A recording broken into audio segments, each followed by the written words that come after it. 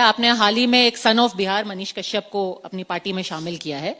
उनके कई पुराने ट्वीट लोग निकाल करके कह रहे हैं कि ये उनकी सोच है। क्या ये जन स्वराज की विचारधारा है? क्या ये एक एग्जाम्पल आप सेट करना चाहते हैं बिहार के लिए और देश के लिए? आप तो उत्तराखंड की हैं, गंगा वहां से निकलती है और वहां सैकड़ों नदियां, छोटी बड़े नदियां बंगाल आते आते गंगा में समाहित होता है।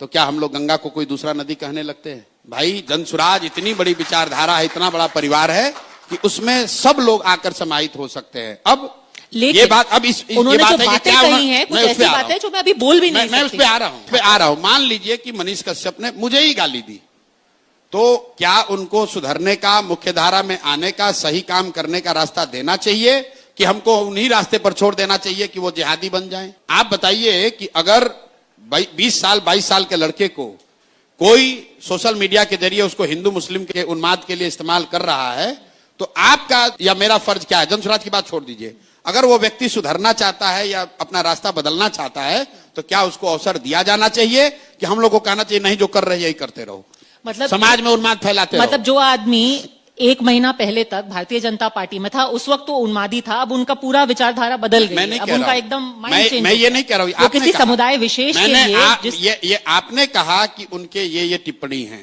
तो गांधी जी के साथ बाबा साहब भी साथ में काम किए। बाबा साहब का गांधी जी से कई मुद्दों पर बहुत मतभेद था। सुभाष चंद्र बोस जी उनके साथ काम किए, उनका भी कई मतों पर उनसे गांधी जी से सहमति नहीं थी। बहुत सारे लोग ऐसे थे जिनकी सहमति नहीं थी।